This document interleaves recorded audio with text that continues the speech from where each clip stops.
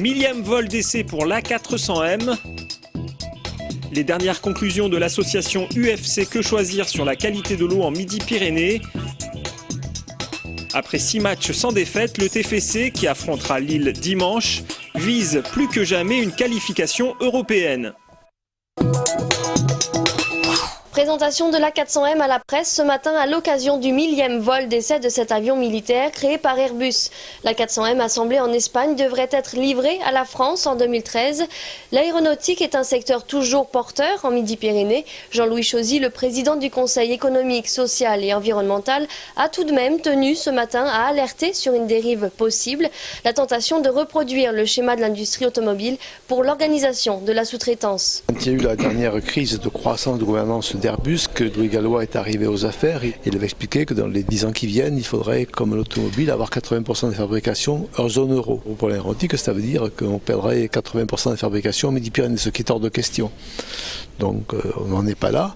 Il faut que toute la sous-traitance suive en région, même s'il peut y avoir des partenariats avec le Maroc ou la Tunisie. Si les efforts en matière de recherche, de développement et de formation perdurent, ils devraient permettre de conserver les emplois en Midi-Pyrénées. L'association Envol œuvre pour l'insertion dans l'emploi des personnes en situation de handicap. Cette année, elle a proposé 40 formations rémunérées dans les métiers de l'aviation. Elle a été créée par de grosses entreprises comme Thales ou Astrium pour répondre à cette problématique. Souvent, ce ne sont pas les postes qui manquent, mais les candidats. Il y a beaucoup de personnes qui ont des problèmes financiers, donc qui ont du mal à venir en formation. Le fait de s'engager dans une formation pour 2 ans, c'est très dur. Il faut imaginer une personne qui a 40 ou 45 ans. On va lui dire, monsieur, vous allez faire une formation pour 2 ans et vous allez être assis dans une classe avec des gens de 18 ans. Donc ce n'est pas évident.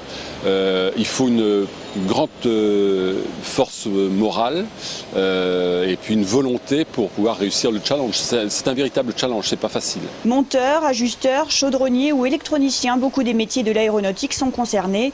L'an dernier, 15 personnes ont pu accéder à ce type de contrat d'apprentissage ou de professionnalisation.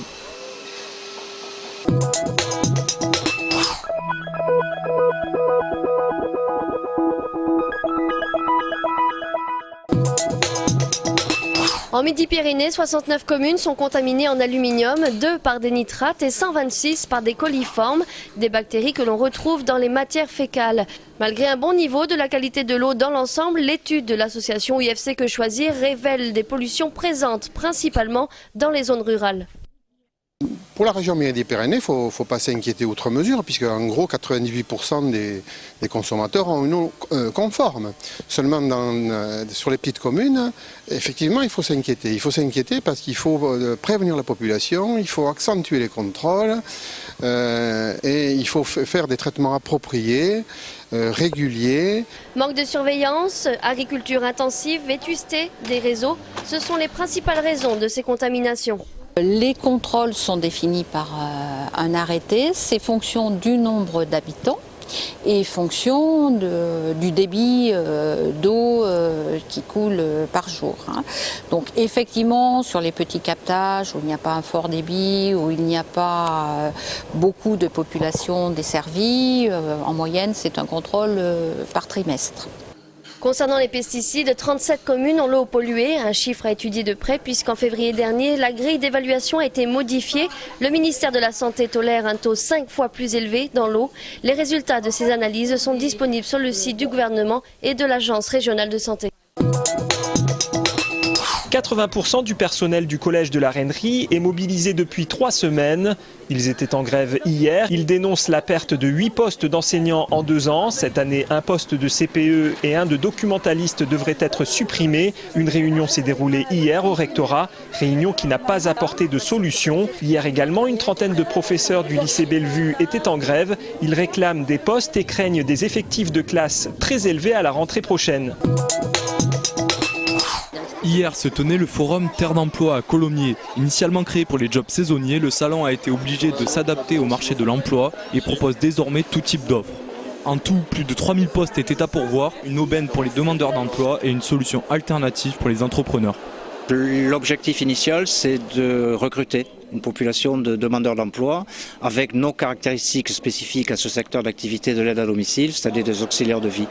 Je pense que j'ai trouvé aujourd'hui la solution sur ce salon. J'ai déjà 2 ou 3 CV très intéressants qui répondent bien au poste et avec qui j'ai rendez-vous la semaine prochaine. Malgré les 98 entrepreneurs présents sur le salon et la grande variété de secteurs d'activité représentés, certains n'ont pas réussi à trouver chaussures à leurs pieds. Je suis un peu déçue parce que le secteur que je cherche n'a pas été très représenté. Je cherche dans le marketing et le commercial et les entreprises commerciales, il n'y en a pas beaucoup sur ce salon. Mais bon, pour l'industrie, je pense qu'il y a vraiment de bonnes opportunités. On donne beaucoup de CV, mais c'est surtout des démarches qu'on pourrait faire tout seul. Il n'y a pas une valeur ajoutée à la candidature qu'on pourrait faire par soi-même. Malgré ces quelques critiques, l'événement a attiré environ 3000 visiteurs hier. Une nouvelle étape dans la recherche contre le cancer. Hier, Sanofi, l'Inserm Transfer, l'Institut Claudius Regaud et Avicen ont annoncé un accord de collaboration dans le domaine de l'oncologie médicale. Une mise en commun des moyens et des compétences qui permettra de décloisonner la recherche sur le cancer. Pendant 3 ans, les chercheurs de Sanofi et de l'Institut Claudius Regaud étudieront ensemble les mécanismes impliqués dans le cancer et le micro-environnement tumoral. Objectif, découvrir de nouvelles cibles thérapeutiques et améliorer les traitements. Nous sommes communistes révolutionnaires. Bon, Jean-Luc Mélenchon, lui, il se revendique du socialisme.